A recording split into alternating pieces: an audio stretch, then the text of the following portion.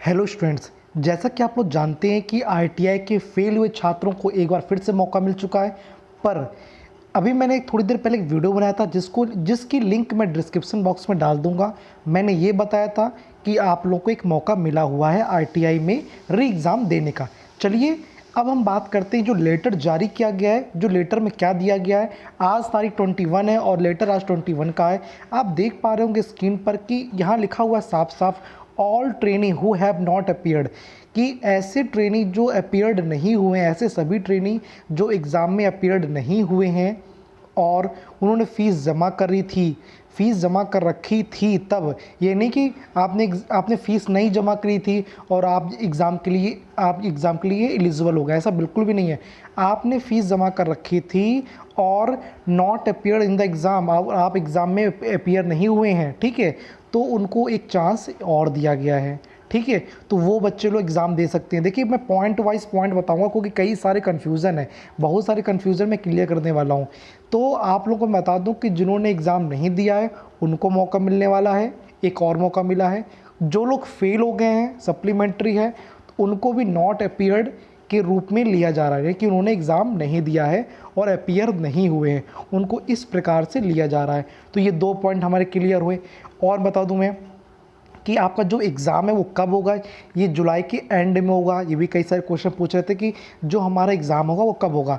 देखिए, और चौथा क्वेश्चन जो बहुत ही बड़ा क्वेश्चन है कि जिन बच्चों ने रेज एंड ग्रीवियंस जो किया है, ये बच्चे पूछ रहे हैं कि सर इसका मतलब क्या हुआ कि हमने रेज एंड ग्रीवियंस तो कर दिया, अब आप कह रहे हैं कि बैक एग्ज़ाम करो, तो ऐसा क्या मतलब है। तो मैं बता दूं आप लोगों को, रेज ग्रीवियंस उन लोगों के लिए जिनके -1 मार्क्स आए थे, 0 मार्क्स आए थे, या 1-2 नंबर से कुछ रह गया होगा, मे बी यदि उनके नंबर काउंट सही से नहीं हो पाए तो हो सकता है रीकाउंटिंग की वजह से वो पास हो जाए। पर ये रेज ग्रीवियंस ये शो नहीं करता कि आप फेल हैं और पास हो जाएंगे, ये बिल्कुल भी रेज ग्रीवियंस नहीं करता है। हाँ, यदि गलती हुई है, कुछ ऐसी प्रॉब्लम्स हुई है कि नंबर आपका नहीं डाटा डल पाया है, या प्रॉपर तरीके से आपको लगता है कि नहीं ये नंबर सही नहीं है, तो आपने रेज ग्रीवियंस कर दिया, ठीक है, आपने आपत्ति जाहिर करी है। उस आपत्ति को या तो सही हो सकती है या तो गलत हो सकती है। यदि गलत हुई, यदि आप फेल हुए, तो क्या करेंगे, आपके पास कौन सा मौका है, तो मौका आपका यही है ना, तो आपको री एग्ज़ाम देने का मौका है ना, यानी कि आपको बैक एग्ज़ाम देने का मौका है ना। तो जो बैक एग्ज़ाम के लिए जो है, इसीलिए आप लोग की जो डेट है वो 11 जुलाई रखी गई है कि जितने भी आपको कोई दिक्कतें हैं उससे पहले पहले, यानी कि रेज ग्रीवियंस आने से पहले पहले आप लोग, यदि रेज ग्रीवियंस में आप सक्सेस हो जाते हैं, यदि आप पास हो जाते हैं तो कोई दिक्कत नहीं है, आप इसको अप्लाई मत करिएगा, आप एग्ज़ाम में मत अपीयर होइएगा।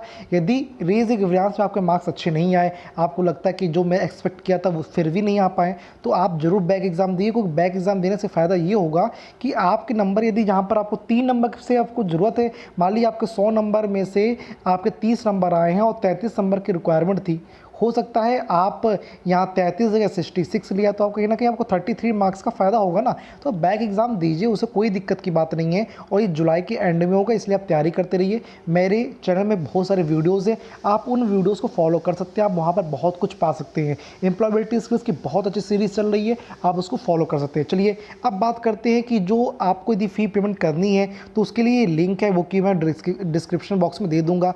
पर आपको पेमेंट करने से पहले कॉलेज में ज़रूर बात करिएगा, कॉलेज वालों से बात करके चलिएगा, ठीक है। ऐसा नहीं कि आप कुछ भी करने लगें और कोई दिक्कत हो जाए। तो ये लिंक है वो 21 तारीख से 10 जुलाई तक आपकी एक्टिवेट रहेगी, यानी कि 10 या 11 तक आपकी एक्टिवेट रहेगी। ऐसे 10 लिखा हुआ है तो मान लीजिए 10, ठीक है।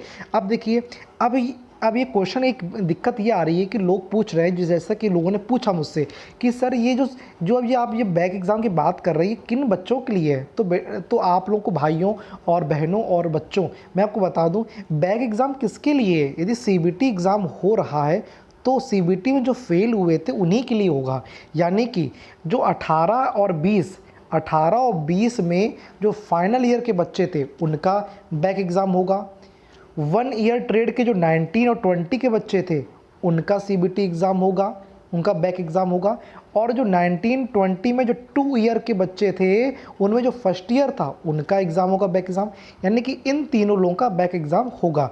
और कुछ यदि आपको लगता है कि इनका भी बैक एग्ज़ाम हो सकता है तो मैं बता दूं, जिनके भी सीबीटी एग्ज़ाम कराए गए हैं, कंप्यूटर बेस्ड टेस्ट कराए गए हैं, उन्हीं लोगों के आपके फिर से री एग्ज़ाम हो रहे हैं, उनको मौका मिला हुआ है और उन लोगों को एक बार फिर से अपीयर होने का मौका मिला हुआ है। तो ये बहुत अच्छी बात है।